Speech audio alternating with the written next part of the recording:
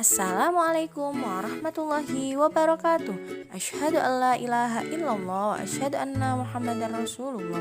Allahumma sholli ala sayyidina Muhammad wa ala ali sayyidina Muhammad. Apa kabar anak-anakku sekalian kelas 2 Aljabar?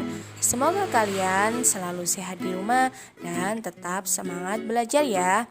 Pada materi kali ini kita akan melanjutkan pembelajaran 5 dan 6 pada subtema 4. Nah, sebelum kita memulai video ini, mari kita membaca basmalah bersama-sama. Bismillahirrohmanirrohim.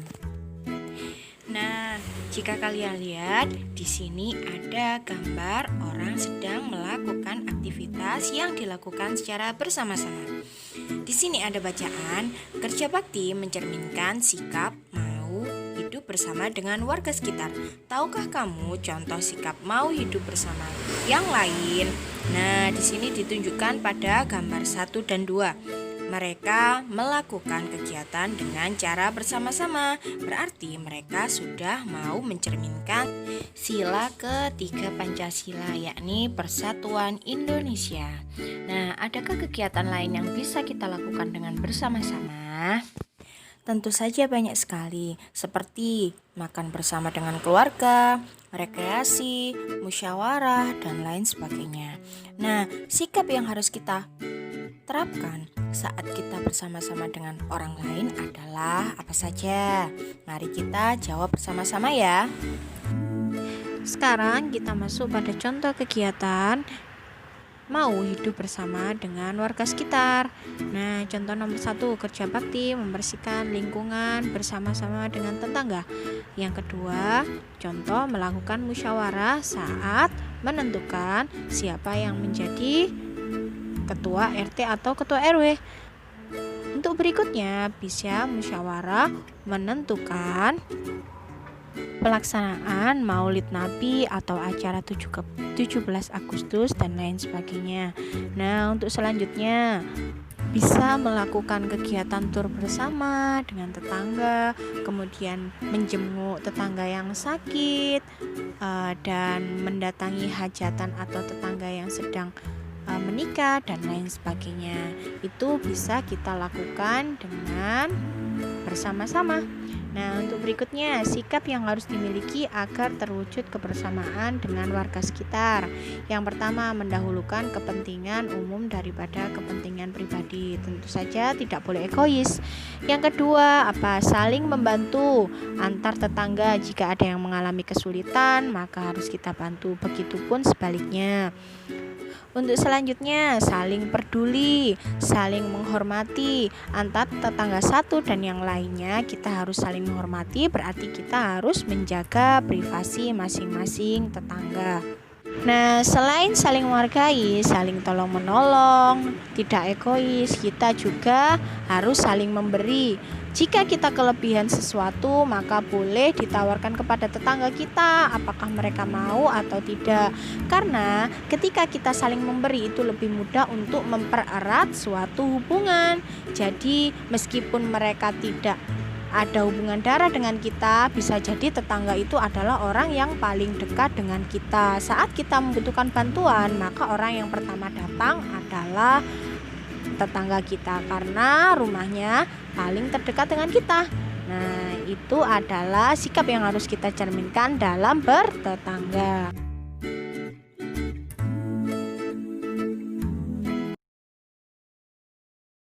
Nah, untuk berikutnya di sini ada bacaan berjudul Flora dan Fauna Lestari. Manusia akan sehat. Flora dan fauna adalah tumbuhan dan hewan, mereka bisa berkembang biak dengan baik dan merasa aman. Nah, mari kita baca bersama-sama ya. Kelestarian flora dan fauna wajib kita jaga. Hal ini dilakukan agar flora dan fauna di sekitar kita tidak rusak dan punah. Jika flora dan fauna rusak dan punah, kehidupan manusia pun ikut terganggu. Misalnya, kebakaran hutan sangat mengganggu kehidupan kita. Kesehatan manusia sangat terganggu karena banyak asap, bahkan banyak juga yang menyebabkan kematian. Banyak cara yang dapat dilakukan untuk melestarikan flora dan fauna di sekitar kita. Pembakaran dan penebangan hutan secara liar harus dihentikan. Perburuan hewan liar juga harus dihindari.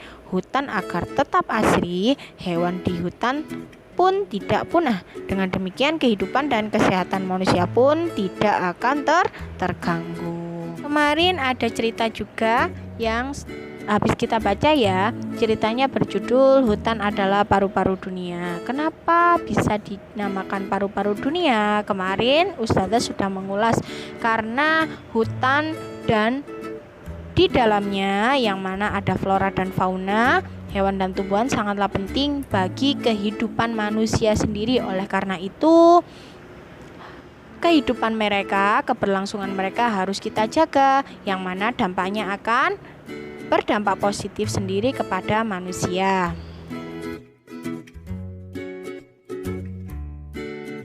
Nah, berikutnya di sini ada gambar Bapak sedang memberi makan sapi.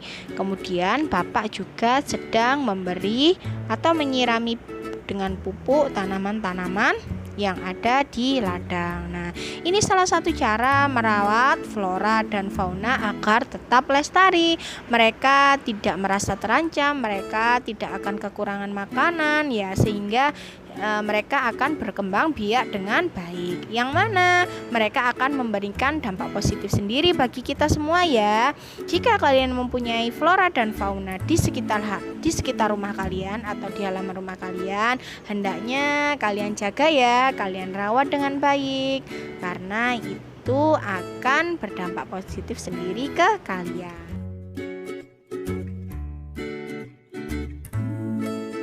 Halaman berikutnya, cara menjaga tumbuhan dan hewan di sekitar agar tetap sehat. Salah satunya tadi ya, seperti yang dilakukan Bapak, selalu menyirami setiap hari. Jangan lupa memberi pupuk, kemudian memberi makan dan memberi nutrisi atau asupan yang baik untuk flora dan fauna di sekitar kita. Untuk berikutnya, gambar di sini ada anak-anak sedang bekerja bakti membersihkan lingkungan taman sekolah. Nah, di sini ada yang sedang menyapu, ada yang sedang memotong rumput liar, ada yang membersihkan genangan air dan lain sebagainya. Mereka lakukan dengan bersama-sama dengan rukun.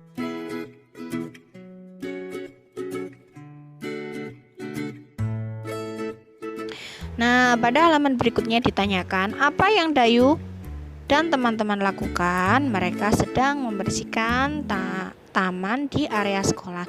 Sikap apa yang mereka tunjukkan? Tentu saja sikap rasa persatuan. Dayu dan teman-teman merawat taman kelas bersama-sama. Mereka selalu menerapkan kebersamaan. Kebersamaan merupakan wujud persatuan, yang mana persatuan adalah mencerminkan sila ketiga Persatuan Indonesia. Tahukah kamu manfaat hidup bersatu dengan teman? Apa pula akibat jika hidup tidak bersatu dengan teman? Nah, di sini ada ya, akibat jika tidak hidup bersatu dengan teman. Salah satunya pekerjaan lama selesai. Kemudian ada lagi yang warna pink itu dibenci oleh teman. Tidak bisa berbagi pengalaman dengan teman. Kemudian manfaat hidup bersatu dengan teman, tentu saja pekerjaan cepat selesai, banyak teman, bisa berbagi pengalaman dengan teman, berbagi cerita ya.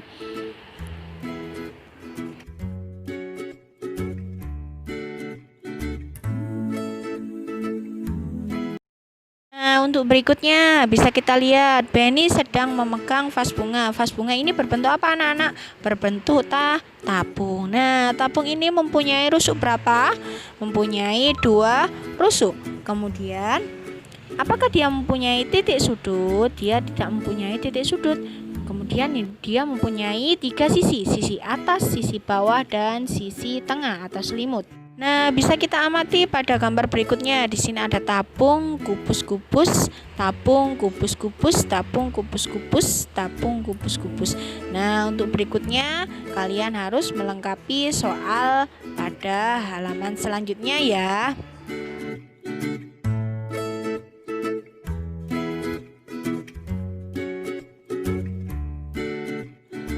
pada soal berikutnya ini kalian harus melengkapi dengan gambar yang sesuai. Ya, lengkapilah bentuk bangun-bangun ruang berdasarkan pola berikut. Tapung kubus-kubus, tapung kubus-kubus, tapung kubus-kubus, tapung kubus-kubus. Nah, kalian harus gambar. Silakan kalian gambar di buku tulis kalian ya. Untuk nomor 2, nomor 3, nomor 4, nomor 5 sampai dengan nomor 6. Nah, ini kalian lengkapi urutan dari bangun ruang-ruang tersebut. Nah, itu saja dari Ustazah. Untuk tugasnya silakan kalian mengerjakan ini atau menyalin ini di buku tulis kalian. Cukup itu saja dari Ustazah. Ustazah akhiri ya. Assalamualaikum warahmatullahi wabarakatuh.